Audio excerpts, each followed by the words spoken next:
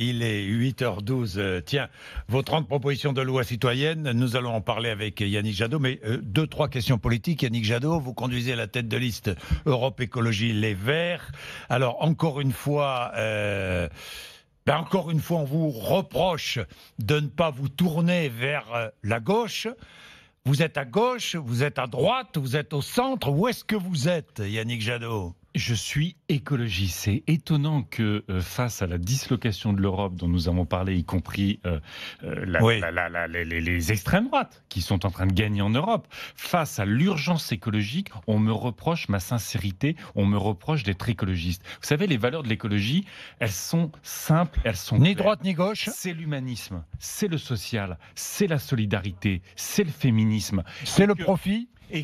C'est le profit ? Mais non, c'est pas le profit, c'est l'économie au service de la société. Ce sont les entreprises qui donnent du sens. C'est le sens. capitalisme au service de l'environnement ? On combat le capitalisme financier. Vous savez que s'il y a un parlementaire européen qui combat les accords de libre-échange aujourd'hui, c'est Yannick Jadot. Donc, on est dans cette logique-là. Et nous, vous savez, regardez, le quinquennat Sarkozy, vous le qualifieriez de droite. Le quinquennat Hollande, vous le qualifiez de gauche. Le quinquennat Macron, il est, paraît-il, de droite et de gauche.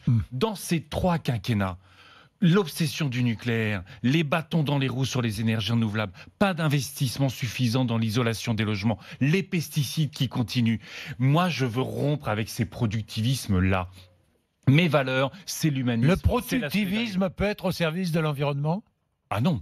Le productivisme aujourd'hui, c'est ce modèle libéral 2 fois plus Le gros capitalisme peut être au service de l'environnement ? Non, parce que ce capitalisme financier-là, il est même prédateur pour l'économie. Il n'est pas simplement prédateur pour l'environnement, il n'est pas simplement prédateur pour les femmes et les hommes, il est prédateur pour l'économie, pour les PME, pour les entreprises qui essayent d'investir. Est-ce que c'est compatible ? Est-ce que le capitalisme et la défense de l'environnement sont compatibles ? Aujourd'hui, non. Aujourd'hui, très clairement, ce capitalisme-là, il est prédateur. Celui-là. Mais est-ce qu'un autre capitalisme ? Mais non, parce que le capitalisme, c'est l'idée d'une concentration des richesses. C'est l'idée de mettre la société au service des actionnaires. Et ça, c'est incompatible avec la société qu'on veut recréer. Si je veux, comme nous le voulons dans notre programme, relocaliser l'économie. Mais s'il y a profit, il y a investissement. S'il y a investissement, cet investissement peut être vert. Vous demandez 100 milliards d'euros d'investissement de l'Union européenne. Mais oui. Il faut bien créer de la richesse pour investir 100 milliards d'euros. Là, pour le coup, la Banque Centrale Européenne a sorti 4 000 milliards d'euros. 4 000 milliards d'euros depuis 2008 pour sauver les banques et pour acheter de la dette publique. Ça ne sert pas l'économie réelle, ça ne sert pas l'emploi. Ce que nous demandons, c'est qu'une partie de cet argent-là soit réorientée vers la transition énergétique. On parlait de la Chine, on parlait de Poutine, on parlait de Trump. Dépendre du soleil, de l'eau, du vent, de la géothermie, de notre biomasse, c'est un beau projet d'autonomie et de souveraineté.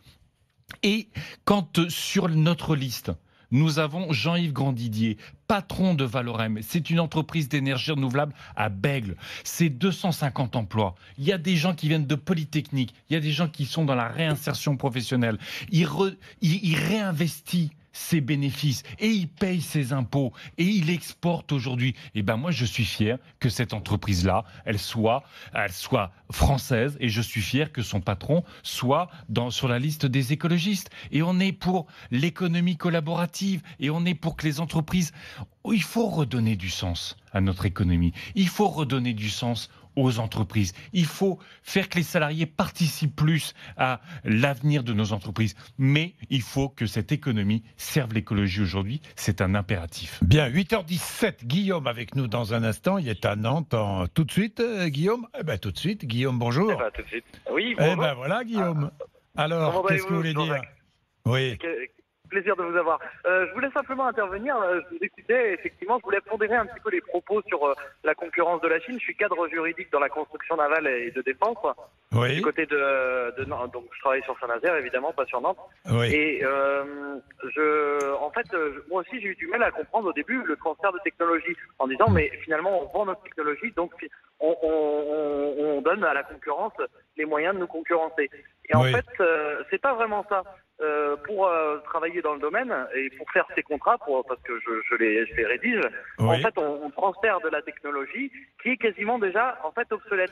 Obsolète.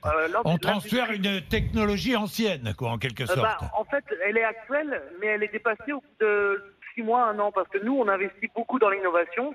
Et ce que je voulais dire à l'antenne, c'est vraiment si l'industrie française, moi je suis persuadé qu'elle va pouvoir durer à condition qu'elle innove et qu'elle investisse dans ses bureaux d'études, etc. Et quand elle fait ça, eh ben en fait, il n'y aura jamais de concurrence vraiment. On arrivera toujours avec une longueur d'avance. Et on ne l'a pas assez fait justement dans les énergies renouvelables. On essaye de le faire un peu plus maintenant, mais on prend le train en marche. J'ai vu, il y a une très bonne nouvelle quand même, c'est la création par Michelin et je ne sais plus quelle entreprise, je crois que c'est Faurecia, du géant français de l'hydrogène, du moteur à hydrogène. C'est très intéressant. On en parle, 20 ans qu'on en parle. Comme la batterie électrique, il faut qu'on ait une batterie électrique européenne. Ou européenne. Non, il faut qu'elle soit européenne parce que c'est un tel paquet de technologies, une telle industrie qu'il faut qu'elle soit européenne face à la Chine et à la Corée aujourd'hui. C'est notre souveraineté qui est en jeu. C'est pas simplement des emplois, c'est pas simplement Guillaume, vous voulez terminer? On va laisser terminer Guillaume. Guillaume. Non, mais simplement dire qu'il faut croire vraiment au pouvoir d'innovation de la France, et c'est ça qui va nous maintenir nos industries en vie. J'en suis persuadé. Nous, à Saint-Nazaire, le carnet de commandes est plein jusqu'en 2024. Donc voilà, il faut innover sans cesse, et puis comme ça, on pourra faire face à la concurrence. Bien, merci mon cher Guillaume, merci. Merci à vous. Bonjour à toute l'équipe. Merci, Président Magnien, dans un instant. Yannick Jadot, j'ai une dernière question avant de vous laisser, de vous dire merci d'être venu nous voir ce matin. Merci. Encore une fois, tous les responsables politiques sont là le matin jusqu'à vendredi. Vendredi, c'est le ministre Darmanin qui sera là pour peut-être enfin nous donner des décisions concernant le grand débat et la fin du grand débat et les décisions que le président de la République doit prendre maintenant. Yannick Jadot, un mot sur Pascal Canfin, j'ai vu, numéro 2 de directeur général de WWF France, qui pourrait rejoindre la liste La République En Marche aux européennes. Ça vous a surpris? C'est incompréhensible. C'est incompréhensible parce qu'aujourd'hui, y compris l'ensemble des ONG de protection de l'environnement critiquent en permanence les renoncements de ce gouvernement, de ce président de la République sur le climat, sur les énergies renouvelables, sur les pesticides. C'est quand même... S'il devait y avoir même une décision ces derniers jours. Vous vous rendez compte que ce gouvernement et sa majorité à l'Assemblée ont voté le report de l'interdiction de production de pesticides que nous n'utilisons pas chez nous parce qu'ils sont trop dangereux. Nous allons continuer à les produire pour les exporter, y compris en Afrique. C'est d'un cynisme criminel absolu. On est dans un pays où, je reviens des Antilles, le chlordécone, c'est un cataclysme pour la santé, pour l'économie. Un président de la République qui ne fait même pas le lien, qui refuse le lien entre le chlordécone et les cancers qu'on observe sur place.